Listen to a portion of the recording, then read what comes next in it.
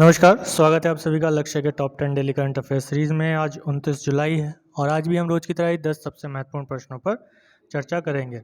इसके साथ ही हम पहले प्रश्न पर चलें या पिछली वीडियो के अंत में पूछे गए प्रश्न पर चलें, देख लेते हैं आज का सुविचार क्या है। तो आज का सुविचार हमने डॉक्टर एपीजे अब्दुल कलाम के कोट्स से लिया है। कोट्स कुछ इस तरह से है कि सर्वोत्तम व्यक्ति वे नहीं हैं जिन्होंने अवसरों का इंतजार किया, बल्कि वह है जिन्होंने अवसरों को अपनाया, जीता और सफल बनाया। यानी कि यहाँ पर कहने का अर्थ यह है कि आपको अवसर स्वयं बनाने पड़ेंगे और उन अवसरों का लाभ पूरी तरीके से उठाना पड़ेगा और इसके साथ ही अपने लक्ष्य को प्राप्त करने के लिए पुरजोर मेहनत करनी पड़ेगी। तो इसी के साथ ही चलते हैं पिछली वीडियो के अंदर पूछे गए प्रश्न का उत्तर देखने। तो प्रश्न कुछ इस तरह से था कि भारतीय राष्ट्रीय भुगतान निगम ने किस देश में भीम यूपीआई को लॉन्च किया है। तो ऑप्शन थे आपके सामने नेपाल, बांग्लादेश, भूटान, श्रीलंका। तो इसका उत्तर होगा भूटान। जिन लोगों ने भी भूटान आंसर दिया है कमेंट बॉक्स में, उन सभी का बिल्कुल सही उत्तर है। तो इसी के साथ ही चलते हैं आज के अपने पहले प्रश्न पर। पहला प्रश्न है, निपुण भारत अभियान का संबंध किस क्षेत्र से है। ऑप्शन है शिक्षा, कौशल विकास, अनुसंधान विकास या अंतरिक्ष विज्ञान। तो इसका उत्तर होगा शिक्षा। निपुण भारत अभियान का जो संबंध है वह किससे है, शिक्षा से है। क्योंकि अभी हाल ही में केंद्रीय शिक्षा मंत्री या मंत्रालय ने के समझ में ये पड़ा कि पढ़ने तथा संख्या गणना में निपुणता के लिए राष्ट्रीय पहल निपुण भारत को लॉन्च किया गया शिक्षा मंत्रालय द्वारा। और इस कार्यक्रम का उद्देश्य आधारभूत शिक्षा और संख्यात्मक ज्ञान के लिए एक सर्वसुलभ वातावरण सुनिश्चित करना है, ताकि हर बच्चा वर्ष 2026 से 27 तक ग्रेड 3 के अंत तक पढ़ने, लिखने और अंकगणित में वांछित सीखने की क्षमता हासिल कर सके। इसके साथ ही निपुण भारत का उद्देश्य 3 से 9 वर्ष की आयु के बच्चों को सिखाने की ज़रूरतों को पूरा करना भी इसमें शामिल किया गया है। इसके साथ ही शिक्षकों को बुनियादी भाषा के विकास के लिए हर बच्चे की साक्षरता और संख्यात्मक कौशल पर ध्यान देने की ज़रूरत है, ताकि उन्हें बेहतर पाठकों और लेखकों के रूप में विकसित करने में मदद मिल सके। इसी तरह से निपुण भारत में बुनियादी चरण में भी सीखने के अनुभव को समग्र, एकीकृत, समावेशी, सुखद और आकर्षक बनाने की परिकल्पना की गई है। तो राष्ट्रीय शिक्षा नीति 2020 का यह हिस्सा माना जाता है और राष्ट्रीय शिक्षा नीति 2020 में यह निर्धारित किया गया है कि सभी बच्चों के लिए मूलभूत साक्षरता, संख्यात्मक कौशल पर प्राप्त करना, तात्कालीन राष्ट्रीय मिशन बनाना। हमें ध्यान रखते हुए ये केंद्रीय शिक्षा मंत्रालय ने निपुण भारत के तहत ये व्यापक दिशा निर्देश विकसित किए हैं। इसमें राष्ट्रीय, राज्य, जिला, ब्लॉक और स्कूल स्तर पर प्रभावी रूप से क्रियान्वयन व्यवस्था करने के लिए मूलभूत साक्षरता और संख्यात्मकता के प्रमुख तकनीकी पहलुओं के साथ साथ प्रशासनिक पहलुओं को भी शामिल किया गया है। इसके साथ ही अगर देखें तो निपुण भारत की सफलता मुख्य रूप से शिक्षकों पर निर्भर करती है, इसीलिए शिक्षकों के क्षमता निर्माण पर विशेष जोर दिया जाएगा। एनसीईआरटी द्वारा निर्दिष्ट निष्ठा क्या है, ये भी एक इनिशिएटिव है, national initiative for national heads and teachers holistic achievements advancement, माफ़ कीजिएगा, कि निष्ठा के तहत मूलभूत साक्षरता और संख्यात्मक कौशल के लिए एक विशेष पैकेज तैयार किया जा रहा है और पूर्व प्राथमिक और प्राथमिक ग्रेड में पढ़ने वाले लगभग 25 लाख शिक्षकों को FLN यानी कि फाउंडेशनल लिटरेसी एंड न्यूमरेसी पर एक वर्ष प्रशिक्षित किया जाएगा। तो निपुण भारत मिशन के जो सकारात्मक परिणामों की उम्मीद जो की जा रही है, उससे वो कुछ इस प्रकार की उम्मीदें हैं कि प्राथमिक कौशल शिक्षकों को बच्चों को कक्षा में रखने में सक्षम बनाते हैं, जिससे बीच में पढ़ाई छोड़ने वाले बच्चों को कम किया जा सकता है और प्राथमिक से उच्च प्राथमिक एवं माध्यमिक चरणों में पढ़ाई छोड़ने की दर में कमी आती है। इसी के साथ अगर देखें तो गतिविधि आधारित लर्निंग और सीखने के अनुकूल माहौल में शिक्षा की गुणवत्ता में सुधार भी होगा। इसके साथ ही देखें तो खिलौना आधारित और अनुभवनात्मक लर्निंग जैसे अभिनव अध्यापन कला शिक्षा कार्य में इस्तेमाल की जाएगी, जिससे शिक्षा और सीखना एवं आनंदमय और आकर्षक हो सकेगा। इसके साथ ही अगर देखें तो लगभग हर बच्चा प्रारंभिक ग्रेड में शामिल होता है, इसीलिए उस स्तर पर ध्यान देने में सामाजिक, आर्थिक, अलाभकारी समूह को भी लाभ होगा, जिससे समान और समावेशी गुणवत्तापूर्ण शिक्षा तक पहुंच सुनिश्चित हो सकेगी। इस प्रकार निपुण भारत अपने स्कूलों, शिक्षकों, माता पिता और समुदायों के साथ साथ छात्रों को हर संभव तरीके से बच्चों की वास्तविक क्षमता को प्राप्त करने और देश को नई ऊंचाइयों तक पहुंचाने में मदद करने के लिए समर्थन और प्रोत्साहित करने के लिए परिकल्पित भी है। तो इसी के साथ ही चलते हैं वीडियो के अगले प्रश्न पर। उससे पहले वीडियो को लाइक करना ना भूलें, शेयर और सब्सक्राइब करें जरूर। तो चलते हैं आज के अपने दूसरे प्रश्न पर कि भौगोलिक संकेतक मदुरै मल्ली किस राज्य से संबंधित है? आंध्र प्रदेश, केरल, तमिलनाडु या कर्नाटक? तो इसका उत्तर होगा तमिलनाडु। तो हाल ही में तमिलनाडु के जीआई टैग यानी कि भौगोलिक संकेतक प्रमाणित मदुरै मल्ली और अन्य पारंपरिक फूलों का निर्यात अमेरिका और दुबई को किया गया। विदेश में रहने वाले भारतीयों को घर और मंदिरों में देवताओं को ताज़े फूलों की आपूर्ति मिलती रहे, इसे सुनिश्चित करने के लिए भौगोलिक संकेतक प्रमाणित मदुरै मल्ली और अन्य पारंपरिक फूलों जैसे बटन गुलाब, लिली, चमंती और मैरीगोल्ड की शिपमेंट तमिलनाडु से संयुक्त राज्य अमेरिका और दुबई को निर्यात की गई है। फूलों की शिपमेंट के लिए एपीडीए, जिसका जिक्र हमने पिछली वीडियो में भी किया था, और ये पंजीकृत कंपनियों ने भी मदद की है। उल्लेखनीय है कि एपीडीए पिछले कुछ समय से भारतीय कृषिगत उत्पादों को अंतर्राष्ट्रीय बाजार में निर्यात हेतु काफ़ी सहायता भी कर रहा है। इसके साथ ही अगर देखें तो इस पहल से दुबई और संयुक्त राज्य अमेरिका में भारतीय समुदाय नियमित अंतराल पर भारत से फूलों का निर्यात जारी रखने के बाद धार्मिक और सांस्कृतिक त्योहारों को मनाते हुए घर और मंदिरों दोनों में हिंदू देवताओं को ताज़े फूल चढ़ा सकेंगे। जैस्मिन दुनिया भर में पाए जाने वाले सबसे लोकप्रिय फूलों में से एक है। चमेली की खुशबू या जैस्मिन की खुशबू मदुरै के मीनाक्षी मंदिर के वैभव का पर्याय माना जाता है। मदुरै अपने पड़ोस में उगाई जाने वाली मल्लीगाई के लिए एक प्रमुख बाजार के रूप में उभरा है और भारत की चमेली राजधानी के रूप में भी विकसित हुआ है, जिसे मल्लीगाई किसे कहा गया? चमेली राजधानी को कहा गया, जो कि एक स्थान है। तो क्या होते हैं भौगोलिक संकेतक? उसकी अगर हम बात करें तो भौगोलिक संकेतक या जियोग्राफिकल इंडिकेशन का इस्तेमाल ऐसे उत्पादों के लिए किया जाता है जिनका एक विशिष्ट भौगोलिक मूल क्षेत्र होता है। इन उत्पादों की विशेषता एवं प्रतिष्ठा भी इसी मूल के क्षेत्र के कारण ही होती है। इस तरह का संबोधन उत्पादन की गुणवत्ता और उसकी विशिष्टता का आश्वासन भी प्रदान करता है। इसी तरह से देखें तो दूसरे शब्दों में भौगोलिक चिन्ह या संकेत का शाब्दिक अर्थ है एक ऐसा चिन्ह जो वस्तुओं की पहचान, जैसे कृषि उत्पाद, प्राकृतिक वस्तुएं या विनिर्मित वस्तुएं, एक देश के राज्य से उत्पन्न होने वाले आधार पर कार्य करता है, जहां उक्त वस्तुओं को दी जाने वाली गुणवत्ता, प्रतिष्ठा या अन्य कोई विशेषताएं जो उसे भौगोलिक उद्भव को अनिवार्य योगदान देती हैं। इसके अलावा ये दो प्रकार के होते हैं। पहले प्रकार में वे भौगोलिक नाम हैं जो उत्पाद के उद्भव के स्थान का नाम बताते हैं, जैसे शैंपेन और दार्जिलिंग। ठीक है। इसी तरीके से दूसरा जो होता है वो गैर भौगोलिक होता है, जो पारंपरिक नामों से जाने जाते हैं, जैसे कि एक उत्पाद किसी एक क्षेत्र विशेष से संबंध हो सकता है, जैसे अल्फांसो जो कि एक आम का प्रकार है, बासमती जो कि चावल का, रसगुल्ला जो कि एक मिठाई है। तो ये किसी एक विशेष क्षेत्र को बताते हैं। तो जीआई टैग को औद्योगिक संपत्ति के संरक्षण के लिए पेरिस कन्वेंशन के तहत बौद्धिक संपदा अधिकारों यानी कि इंटेलेक्चुअल प्रॉपर्टी राइट्स के एक घटक के रूप में शामिल किया गया है। तो इसी के साथ ही अगर देखें तो एपीडीए क्या है, हालांकि इसके विषय में हमने पिछली वीडियोस में भी लगातार डिस्कशन किया है, चर्चा किया है। तो कृषि और प्रसंस्करण खाद्य उत्पाद निर्यात विकास प्राधिकरण यानी कि agriculture and processed food product export development authority की स्थापना 1985 में संसद द्वारा पारित कृषि और प्रसंस्कृत खाद्य उत्पाद निर्यात विकास प्राधिकरण अधिनियम के अंतर्गत भारत सरकार द्वारा की गई। यानी कि यह एक वैधानिक निकाय है जिसकी स्थापना एक कानून के माध्यम से संसद द्वारा की गई। एपीडीए वाणिज्य एवं उद्योग मंत्रालय के प्रशासनिक नियंत्रण के अधीन स्थापित एक प्राधिकरण है। तो इसी के साथ ही चलते हैं वीडियो के अगले और एक और महत्वपूर्ण प्रश्न पर। वीडियो को लाइक करना ना भूलें, तो शेयर भी करें और सब्सक्राइब जिन्होंने अभी तक नहीं किया सब्सक्राइब करें। तो अगला प्रश्न है कि हाल ही में सुर्खियों में रही राज्य विधानसभा के अध्यक्ष का उल्लेख संविधान के किस अनुच्छेद में किया गया है? अनुच्छेद 93, 105, 193 या फिर 178? तो इसका उत्तर होगा 178। तो हाल ही में अभी समाचारों में देखा गया कि महाराष्ट्र विधानसभा ने बिना अध्यक्ष चुने ही अपने 2 दिवसीय मानसून सत्र को समाप्त कर दिया। महाराष्ट्र विधानसभा इस वर्ष अधिकांश समय बिना अध्यक्ष के ही रही है।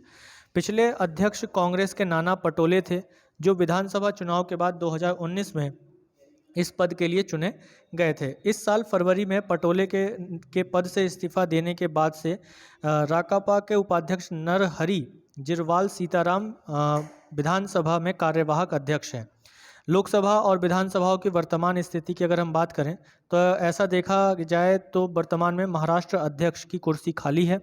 वहीं उपाध्यक्ष का पद कई अन्य राज्यों विधानसभाओं के साथ साथ लोकसभा में भी खाली है। इसी तरह से अगर देखा जाए तो बड़े राज्य विधानसभाओं की वेबसाइटों पर उपलब्ध जानकारियों के अनुसार अगर देखें तो उत्तर प्रदेश, गुजरात, मध्य प्रदेश, राजस्थान और झारखंड में भी उपाध्यक्ष के पद खाली पड़े हुए हैं। महाराष्ट्र में मुख्यमंत्री के रूप में फडणवीस के कार्यकाल के दौरान उपाध्यक्ष का पद 4 साल तक खाली रहा था। तो लोकसभा में जून 2019 में 17वीं लोकसभा की शुरुआत के बाद से डिप्टी स्पीकर का चुनाव नहीं हुआ है। लोकसभा के इतिहास में यह सबसे लंबी अवधि है जब डिप्टी स्पीकर का पद खाली रहा है। तो स्पीकर और डिप्टी स्पीकर कैसे चुने जाते हैं, अगर इसको देखें तो भारत का संविधान, राष्ट्रपति, उपराष्ट्रपति, भारत के मुख्य न्यायाधीश और भारत के महालेखा नियंत्रक एवं महालेखा परीक्षक के साथ साथ स्पीकर और डिप्टी स्पीकर जैसे कार्यालयों की व्यवस्था करता है। लोकसभा के लिए अनुच्छेद 93 और राज्य विधानसभाओं के लिए अनुच्छेद 178 में कहा गया है कि वे सदन जितनी जल्दी हो सके अपने दो सदस्यों को अध्यक्ष और उपाध्यक्ष के रूप में चुनेंगे। इसके साथ ही ये देखा जाता है कि भारत का संविधान राष्ट्रपति, उपराष्ट्रपति और स्पीकर जैसे कार्यालयों की स्थापना तो करता ही है। इसके साथ ही 178 में ये कहा गया है कि अपने सदस्यों को तुरंत चुनें। तो संविधान इन चुनावों के लिए ना तो कोई समय सीमा निर्धारित करता है और ना ही कोई प्रक्रिया को निर्दिष्ट करता है। तो इन चुनावों को कैसे आयोजित किया जाए ये तय करने के लिए विधायिकाओं पर छोड़ दिया जाता है, यानी कि जिस भी विधायिका में इस पद को चुनना है, उसका सृजन करना है, वह ही करेगा। यानी कि उसकी जो विधानसभा है तो विधानसभा के यही नियमों के अनुसार किया जाएगा, लोकसभा है तो लोकसभा के नियमों के अनुसार ही किया जाएगा। तो लोकसभा और राज्य विधानसभाओं में राष्ट्रपति, लोकसभा में और विधानसभा में राज्यपाल अध्यक्ष के चुनाव के लिए एक तिथि निर्धारित करते हैं। इसके पश्चात अध्यक्ष ही उपाध्यक्ष के चुनाव की तारीख तय करता है। तो संबंधित सदनों के सांसद और विधानसभा में कौन होंगे, विधायक, इन पदों पर सदन के सदस्यों में से किसी एक का निर्वाचन करने हेतु मतदान करते हैं। इसी प्रकार देखें तो अध्यक्ष एवं उपाध्यक्ष के जो कार्य हैं तो उस कार्यों में देखें तो ये प्रमुख प्रवक्ता होता है सदन का अध्यक्ष और सदन का सामूहिक रूप से प्रतिनिधित्व करता है। वह शेष विश्व के लिए सदन का एकमात्र प्रतिनिधि होता है। अध्यक्ष सदन की कार्यवाही और सदन के दोनों सदनों की संयुक्त बैठकों की अध्यक्षता करता है। अध्यक्ष किसी विधेयक के धन विधेयक होने अथवा न होने संबंधी और उसके धन विधेयक होने पर दूसरे सदन के अधिकार क्षेत्र में न होने संबंधी निर्णय करता है। आमतौर पर अध्यक्ष को सत्ताधारी दल से चुना जाता है। हालांकि पिछले कुछ वर्षों के दौरान लोकसभा उपाध्यक्ष के मामले में यह स्थिति भिन्न रही है। संविधान में लोकसभा अध्यक्ष की स्वतंत्रता एवं निष्पक्षता सुनिश्चित करने हेतु इसका वेतन भारत की संचित निधि पर भारित किया गया है और इस पर संसद में चर्चा नहीं की जा सकती है कि उसका वेतन कितना होना चाहिए। इस पर संसद में कोई चर्चा नहीं होगी। किसी विधेयक पर बहस या सामान्य चर्चा के दौरान संसद सदस्यों द्वारा केवल अध्यक्ष को ही संबोधित किया जाता है। तो इसी के साथ अगला प्रश्न और महत्वपूर्ण प्रश्न आपके सामने है कि हाल ही में कोरोना वायरस का कौन सा नया वेरिएंट देखा गया, अल्फा, बीटा, कप्पा या गामा। तो इसका उत्तर होगा कप्पा। इसका उत्तर क्या होगा, कप्पा। तो हाल ही में उत्तर प्रदेश में कोरोना वायरस का नया वेरिएंट कप्पा का दूसरा केस सामने आया, जिसकी वजह से विशेषज्ञों और डॉक्टरों की चिंता जो है लगातार बढ़ रही है। कई विशेषज्ञों का मानना है कि यह वेरिएंट घातक साबित हो सकता है।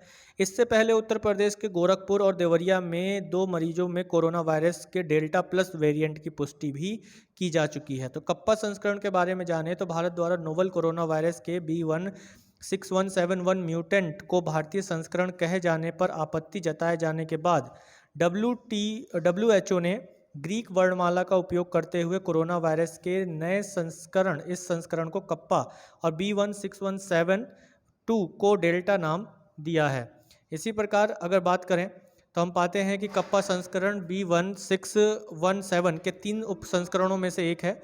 इसे B16171 के रूप में भी जाना जाता है, जिसमें E484Q उत्परिवर्तन होता है, यानी कि म्यूटेंट, उत्परिवर्तन यानी कि म्यूटेंट। उल्लेखनीय है कि भारत में पहली बार दिसंबर 2020 में इसका पता चला था। WHO के अनुसार 34 देशों में इस उप प्रकार के मामले की सूचना भी दी गई है। मई 2021 तक इन देशों की संख्या बढ़कर 41 हो गई थी। यह डेल्टा वायरस का ही बदला हुआ रूप है जो डेल्टा प्लस की तरह खतरनाक है। कप्पा वेरिएंट को WHO वेरिएंट ऑफ इंटरेस्ट घोषित कर चुका है। कोरोना वायरस के लिए अन्य वेरिएंट की अगर हम बात करें तो इसमें लैम्ब्डा वेरिएंट, जो कि कोरोना वायरस के इस वेरिएंट से को काफ़ी खतरनाक माना जा रहा है। किसे? लैम्ब्डा वेरिएंट को। विशेषज्ञों का यह कहना है कि लैम्ब्डा वेरिएंट के स्पाइक प्रोटीन में 7 म्यूटेशन पाए जाते हैं, जिसकी वजह से ये वेरिएंट ज़्यादा घातक और संक्रामक हैं। लैम्ब्डा वेरिएंट को फिलहाल वेरिएंट ऑफ इंटरेस्ट की श्रेणी में रखा गया है। राहत की खबर यह है कि भारत में अभी तक लैम्ब्डा वेरिएंट का एक भी मामला सामने नहीं आया है। वहीं वैश्विक स्तर पर 30 से ज़्यादा देशों में लैम्ब्डा वेरिएंट से संक्रमण के मामले सामने आए हैं। इसी प्रकार अगर देखें तो एक्सीलोप वेरिएंट होता है एक, एप्सिलोप वेरिएंट। वैज्ञानिकों का मानना है कि कोरोना वायरस का एप्सिलोप वेरिएंट एंटी कोविड वैक्सीन से मिले एंटीबॉडीज़ और कोरोना से उबरने पर बना एंटीबॉडीज़ को भी चकमा दे सकता है। एक्सीलोन वेरिएंट अब तक 34 देशों में पाया जा चुका है। एप्सिलोन वेरिएंट को CAL.20C के नाम से जाना जाता है। शरीर में एंटीबॉडीज़ को चकमा दे सकने वाले इस वेरिएंट को डेल्टा के नाम से भी डेल्टा से भी खतरनाक माना गया है। तो क्या है वेरिएंट ऑफ इंटरेस्ट? जो अभी हमने पीछे देखा कि लैम्ब्डा को वेरिएंट ऑफ इंटरेस्ट में रखा गया है, इसी के साथ ही कप्पा को भी वेरिएंट ऑफ इंटरेस्ट में रखा गया है। तो वेरिएंट ऑफ इंटरेस्ट में उन वेरिएंट्स को रखा जाता है या शामिल किया जाता है जिनमें आनुवांशिक परिवर्तन अनुमानित होते हैं, यानी कि उनके DNA में लगातार चेंज होने की संभावना बनी हुई है। उन्हें संचारण क्षमता, रोग की गंभीरता या प्रतिरक्षा क्षमता को प्रभावित करने के लिए जाना जाता है। इसी के साथ ही इस प्रकार के वेरिएंट्स विश्व के अनेक देशों और जनसंख्या समूहों के बीच महत्वपूर्ण सामुदायिक प्रसारण का कारण हो सकते हैं। तो इसे वेरिएंट ऑफ इंटरेस्ट कहते हैं। तो अगला प्रश्न और एक और महत्वपूर्ण प्रश्न, जल्दी से शेयर कर दीजिए अपने दोस्तों में और लाइक करना ना भूलें। जिन्होंने अभी तक सब्सक्राइब नहीं किया सब्सक्राइब करें। तो आपके सामने ये प्रश्न है, आपने अभी तक पढ़ भी लिया होगा कि हाल ही में सुर्खियों में रहा लेमरू हाथी अभ्यारण्य किस राज्य में है? तो ऑप्शन है छत्तीसगढ़, पश्चिम बंगाल, असम या तमिलनाडु। तो इसका उत्तर आप जब जल्दी से जल्दी कमेंट बॉक्स में डालें। तो इसका उत्तर क्या होगा? इसका उत्तर होगा छत्तीसगढ़। तो अभी हाल ही में छत्तीसगढ़ राज्य के वन एवं जलवायु परिवर्तन विभाग के अवर सचिव ने प्रधान मुख्य वन संरक्षक को एक पत्र लिखा है। इसमें लेमरू हाथी अभ्यारण्य का क्षेत्रफल जो कि 1995.48 वर्ग किलोमीटर है, उसको कम कर 450 वर्ग किलोमीटर किए जाने संबंधी प्रस्ताव तैयार किया गया है। तो लेमरू हाथी अभ्यारण्य छत्तीसगढ़ में स्थापित किया जाएगा। इसे वर्ष 2005 में प्रस्तावित किया गया था और वर्ष 2007 में केंद्र सरकार द्वारा अनुमोदन प्रदान किया गया। उल्लेखनीय है कि 27 अगस्त 2019 को हुई मंत्रिमंडल की बैठक में 1995.48 वर्ग किलोमीटर क्षेत्रफल में लेमरू हाथी अभ्यारण्य विकसित किए जाने का निर्णय लिया गया था। तो 1995.48 वर्ग किलोमीटर क्षेत्रफल में कोरबा, घटघोरा, सरगुजा और धर्म जयगढ़ वन मंडल का क्षेत्र समाहित होता है। तो यह भी सुझाव आया है कि हसदेव नदी जलग्रहण क्षेत्र में उपलब्ध जैव विविधता को संरक्षित करने के लिए लेमरू हाथी अभ्यारण्य का दायरा बढ़ाकर 3827.68 वर्ग किलोमीटर भी किया जाना चाहिए। ये भी एक सुझाव सामने रखा गया है। तो सरकार का कहना है कि यदि प्रस्तावित रिजर्व के क्षेत्र को कम नहीं किया गया तो इसमें स्थित कई कोयला खदानें अनुपयोगी रह जाएंगी। तो रिजर्व के तहत प्रस्तावित क्षेत्र हसदेव अरण्य जंगलों के अंतर्गत आता है, जो कि समृद्ध जैव विविधता के साथ साथ कोयले के भंडार से भी समृद्ध है। तो लेमरू हाथी अभ्यारण्य की बात करें तो लेमरू हाथी अभ्यारण्य छत्तीसगढ़ राज्य के कोरबा जिले में स्थित है। इस रिजर्व का लक्ष्य हाथियों को स्थायी आवास प्रदान करने के साथ साथ मानव वन्यजीव संघर्ष को रोकना तथा संपत्ति के विनाश को कम करना है। तो इसी के साथ ही देखें तो इससे पूर्व अक्टूबर 2020 में राज्य सरकार ने वन्यजीव संरक्षण अधिनियम 1972 की धारा 36A के अंतर्गत रिजर्व यानी कि संरक्षित क्षेत्र को अधिसूचित किया था। इस क्षेत्र में हाथियों के ओडिशा और झारखंड से छत्तीसगढ़ की ओर जाने पर होने वाले मानव वन्यजीव संघर्ष को रोकने के लिए यह योजना बनाई गई थी। तो इसी के साथ ही चलते हैं वीडियो के अगले और एक और महत्वपूर्ण प्रश्न पर कि ओलंपिक खेलों में एकल पुरुष मैच जीतने वाले तीसरे भारतीय टेनिस खिलाड़ी कौन बने? लिएंडर पेस, जिशान अली, सुमित नागल या विष्णुवर्धन। तो इसका उत्तर होगा सुमित नागल। सुमित नागल ओलंपिक खेलों में एकल पुरुष मैच जीतने वाले तीसरे भारतीय टेनिस खिलाड़ी बने। वह 25 साल में भारत के लिए जीतने वाले पहले खिलाड़ी बने। उन्होंने इस मैच में डेनिस इस्तोमिन को हराया है। नागल ने इस्तोमिन को 6-4, 6-7, 6-4 से हराया और इस मैच में 2 घंटे 34 मिनट का समय लगा और यह एरियो के टेनिस सेंटर में आयोजित किया गया था। अगले दौर में उनका सामना डेनियल मेदवेदेव से होगा, जो दुनिया में दूसरे स्थान पर हैं। तो इसी के साथ ही अगर देखें तो जिशान अली 1900 अन्य जो लोग हैं, जिशान अली पहले रहे जिन्होंने इस प्रकार का खेल जीता था 1996 में अटलांटा खेलों में। जिशान अली ब्राज़ील के फर्नांडो मेलिगेनी को हराकर एकल मैच जीतने वाले पहले भारतीय बने थे। लिएंडर पेस की अगर हम बात करें तो लिएंडर पेस पहले दौर में आगे निकलने वाले दूसरे भारतीय थे और 2012 में लंदन में आयोजित खेलों में विष्णुवर्धन और सोमदेव देववर्मन ने प्रतिस्पर्धा की, लेकिन वे पहले दौर की बाधा को पार करने में सफल नहीं हुए थे। तो इसी के साथ ही अगला और एक और महत्वपूर्ण प्रश्न है जो आपके सामने है, आपकी स्क्रीन पर है कि राष्ट्रीय प्रसारण दिवस कब मनाया जाता है? 1 जुलाई, 2 जुलाई, 16 जुलाई या 24 जुलाई? तो इसका उत्तर होगा 23 जुलाई को। तो यहाँ पे ऑप्शन में 23 जुलाई नहीं है, तो आप यहाँ पे 23 जुलाई कर सकते हैं। तो 23 जुलाई को राष्ट्रीय प्रसारण दिवस प्रतिवर्ष मनाया जाता है और आज के ही दिन यानी कि 23 जुलाई के दिन 1927 में इंडियन ब्रॉडकास्टिंग कंपनी ने बॉम्बे स्टेशन में रेडियो प्रसारण शुरू किया था। कब शुरू किया था? 1927 में इंडियन ब्रॉडकास्टिंग कंपनी ने IBC ने अपना बॉम्बे स्टेशन से रेडियो प्रसारण शुरू किया था 23 जुलाई को।